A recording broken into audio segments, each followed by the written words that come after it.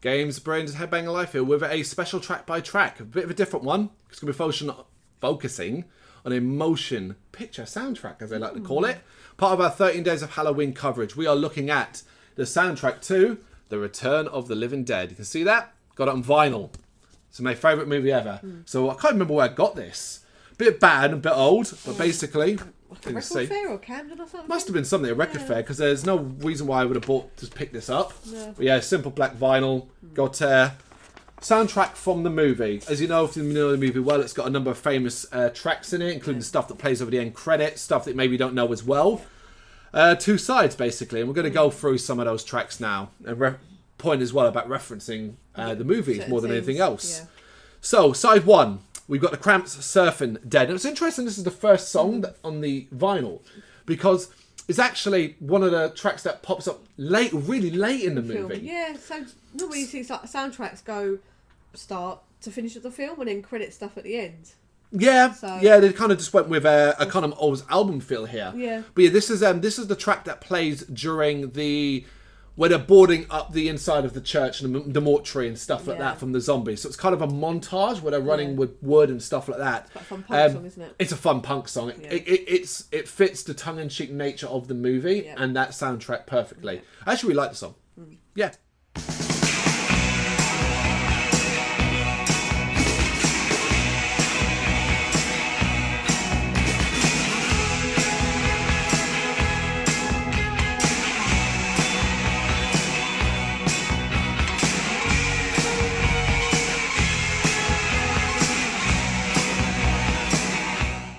And then we get one of the most famous songs of the movie, and it's "Party Time" by 45 Grave. It's a good song.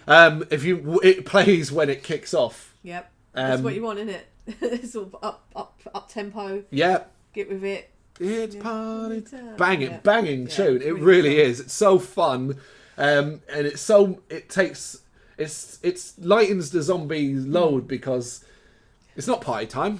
No, it's like horrific. There's like swarms of zombies coming from every grave and. But yeah, when I think of Return of the Return of the Living Dead, this is the song that I'm more than likely think about. Even though it's not like my favourite personal song tied into an impactful scene. We'll get to that later on.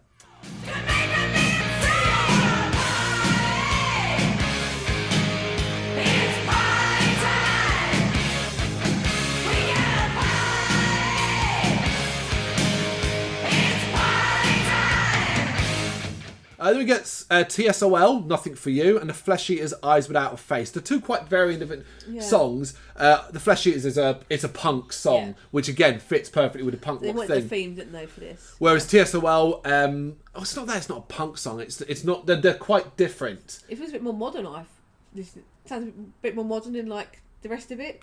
Well, of the two, I remember TSOL, whereas I don't know of the Flesheaters. No, you know, I've heard of I always call them to soul. I think you just say TSOL. Tell me if I'm wrong, but to souls. I say things wrong a lot with him, so don't listen to me. But neither track are worth really mentioning, and particularly not in relation to the movie. Whereas Rocky Erickson's "Burn the Flames." Yeah, what on earth is this? Scene. Yeah, the scene in the movie is where Frank is putting himself in the what do they call it? What do they call it? Crematorium, the furnace inside the crematorium. And this is the song that plays, and it's almost spoken word, the cackling. It's the way it's sung. There's almost like a joy. Yeah. Burn the flames and stuff like that. And he was quite. That seems like his character as well. Well, he'd seen what happened. Yeah. He'd seen what happened to the other, so he was kind of just like. Take myself out of the equation. Yeah, I know what I'm doing. He puts his wedding ring on the switch. It's a harrowing scene. One of the most horrifying moments in that movie. That's just not fun. No, just horrible. And interesting fact, he didn't want. James Caron came up with that death scene for himself because he didn't. He was originally supposed to be a zombie that joins the hordes outside. Didn't want to get wet. Didn't want to film in the rain. Came up with that at death. That's a good way of going. It's James Caron, man. He was a very, very good actor. You know, Return of the Living Dead cast full stop. You know, Clue Gallagher. It's an amazing cast from youngsters and established names.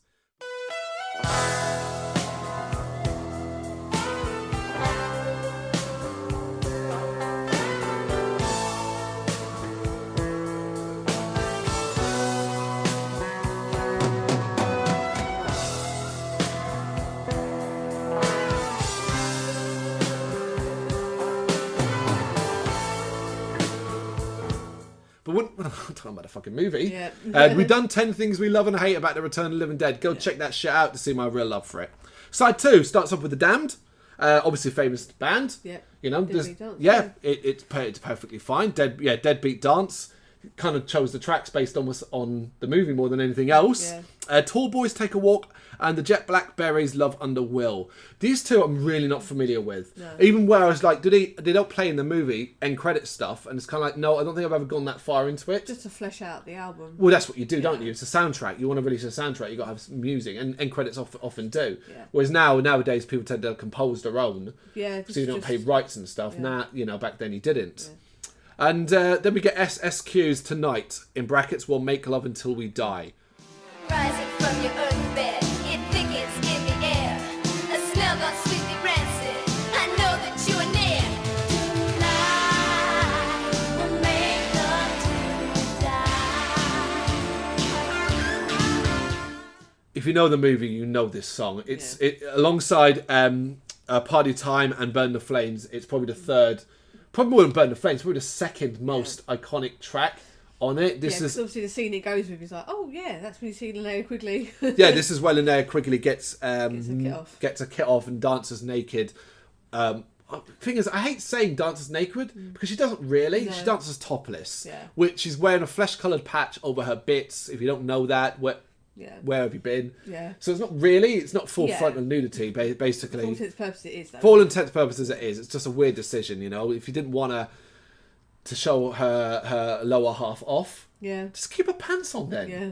Easy to do, isn't it? Bloody idiots. Anyway, it plays during that. It also an echoey gothic version plays when she emerges as a zombie from the graveyard and kills the homeless guy. Yeah. But it's a very sexy song. Yeah. It fits Trash perfectly. Yeah. And SSQ would also do the final track, which is basically just Trash's theme overall. Yeah.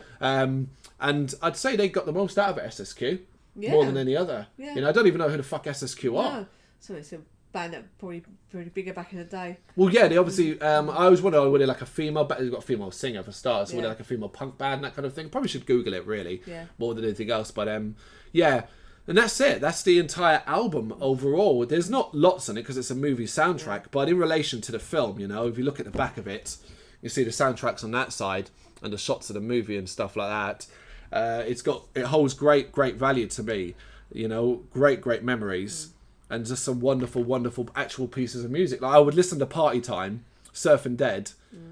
Maybe not Burn the Flames because it's too horrible. Yeah, when you put it back to the scene of him killing him, like put himself in the oven. Yeah, and Tonight, SSQ's Tonight. I think those three I would happily listen to. Yeah.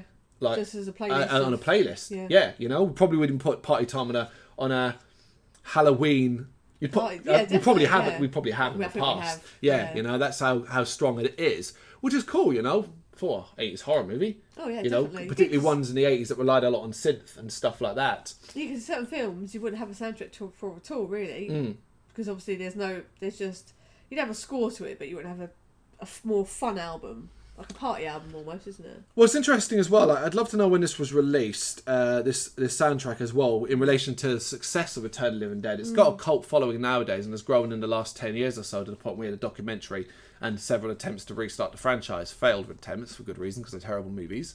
And so it's interesting to see, was this released roughly... I mean, it looks like it was, doesn't it? Everything about it, like original motion picture soundtrack, stereo, they're back and they're hungry. Yeah, you know, age to it, isn't it? It does, it really does, featuring the music of and so on. It really does. So, yeah, I love it.